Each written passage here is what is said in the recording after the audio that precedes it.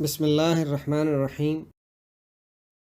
اے نبی، چاند کے بارے میں یہ تم سے دریافت کرتے ہیں کہ گھٹتا بڑھتا کیوں ہے۔ تم کہہ دو کہ لوگوں کے کاموں کے اوقات اور حج وغیرہ کی تاریخیں معلوم کرنے کا ایک ذریعہ ہے، اور نیکی یہ نہیں کہ تم احرام کی حالت میں گھروں میں پیچھے سے آؤ، بلکہ نیکی تو یہ ہے کہ کوئی شخص حرام سے بچے، اور گھروں میں ان کے دروازوں سے آیا کرو، اور تم اللہ سے ڈرتے رہا کرو تاکہ فلاح پاؤ، اور تم اللہ کے راستہ میں ان سے لڑو جو تم سے لڑتے ہیں، مگر زیادتی نہ کرنا، بلا شبہ اللہ زیادتی کرنے والوں کو محبوب نہیں رکھتا۔ اور ان کو قتل کر دو جہاں بھی تم ان کو پاؤ، اور جہاں سے انہوں نے تم کو نکالا تھا تم بھی ان کو نکال دو، اور دین سے گمراہ کرنے کا فساد کہیں زیادہ شدید ہے قتل سے، اور جب تک وہ تم سے خانہ کعبہ کے آس پاس نہ لڑیں تم بھی وہاں ان سے نہ لڑنا۔ ہاں، اگر وہ تم سے وہاں لڑیں تو تم بھی ان کو قتل کر ڈالو، کافروں کی یہی سزا ہے۔ اور اگر وہ باز آ جائیں تو اللہ تو ہے ہی بڑا بخشنے والا اور بڑا رحم والا، اور ان سے اس وقت تک لڑتے رہنا کہ فتنہ نہ رہے اور اللہ ہی کا دین قائم ہو جائے۔ اگر وہ باز آ جائیں تو ظالموں کے سوا کسی پر زیادتی نہ کرنا۔ ادب کا مہینہ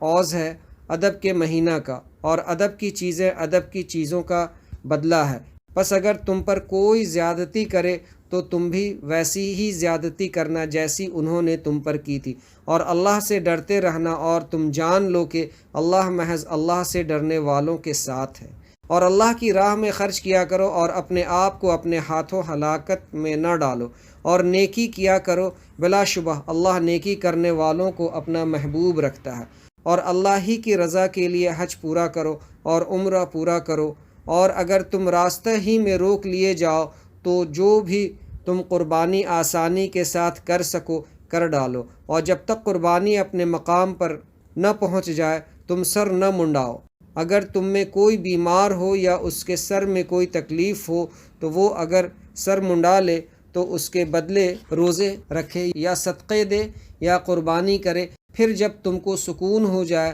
تو جو شخص حج کے ساتھ عمرہ کو ملا کر فائدہ اٹھائے تو جو قربانی آسانی سے مل جائے وہ کرے۔ جس کو قربانی نہ ملے تو وہ 3 روزے ایام حج میں رکھ لے، اور 7 روزے جب کہ تم واپس ہو، یہ پورے 10 روزے ہیں۔ یہ حکم